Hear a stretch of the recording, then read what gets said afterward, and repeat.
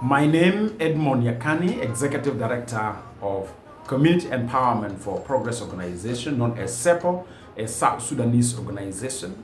I also double as the President of East African Civil Society Organization Forum at the level of East African Community Framework. With respect and honor in a constructive manner, I would like to amplify my voice loudly to the attention of leadership in Juba and Kampala. And this is over the recent rise of military confrontation between South Sudan People's Defense Forces and Uganda People's Defense Forces over territorial control in our international borders between South Sudan and Uganda, and mainly at two locations, Magwi County of South Sudan and Kajukeji County of South Sudan. And the incidents that we have recorded started since 2019. So there's so many incidences of similar nature that has happened, like what we have seen recently. But through our organizational early warning, I pulled out at least 6 incidences that tells you exactly whether their policy approach from Uganda towards encroachment into South Sudan land or not. And I'm speaking as a civil society activist and as a human rights defender, that clearly through these 6 incidences that I was able to pull out of our early warning system, it shows clearly that there's a mindset in Uganda, and specifically within the Ugandan People's Defense Forces, that they want to encroach into South Sudan land through the 2 entry points, through Magwi County in Eastern Equatoria State and through Kajukeji County in Central Equatoria State. Let me share the 6 incidents that I pulled out.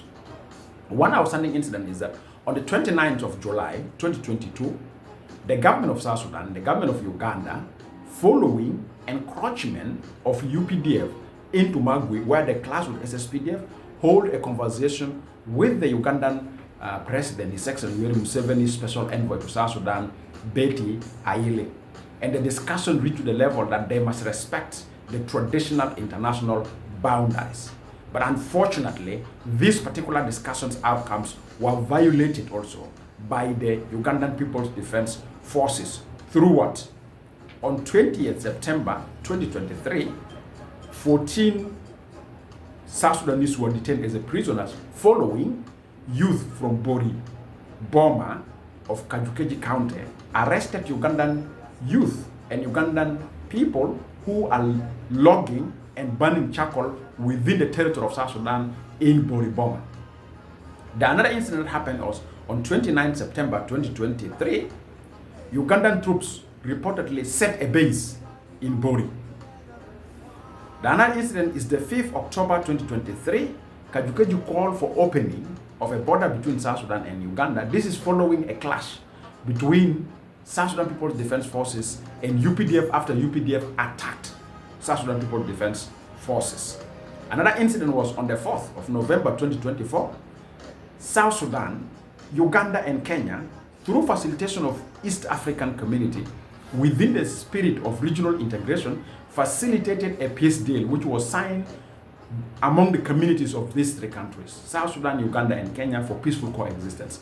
But that agreement is also violated multiple times by the Ugandan People's Defense Forces by encroaching to either Magwi area or Kajukeji area, and mainly Bori is the target in the side of Kajukeji and then some parts of Magwi.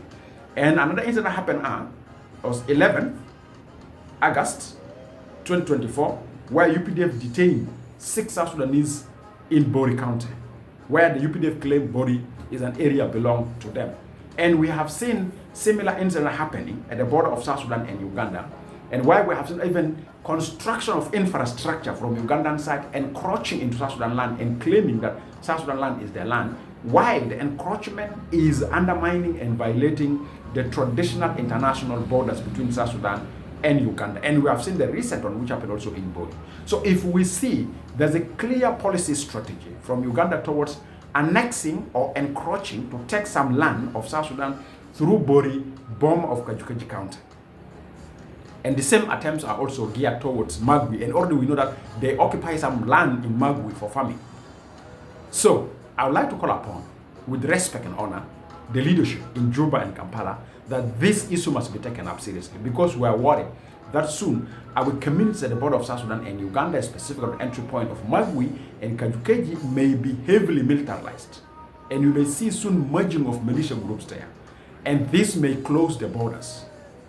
But this also comes as a message to our leadership in Juba, in South Sudan, that there's a need for us to focus that this attempt of encroachment into our land is a top national security attack and should be our national security priority number one. So South Sudanese leaders, you see now how you are exposing us with your weak and bad politics, where you embrace violence among yourselves that render us vulnerable to our neighbors. And it's not only Uganda.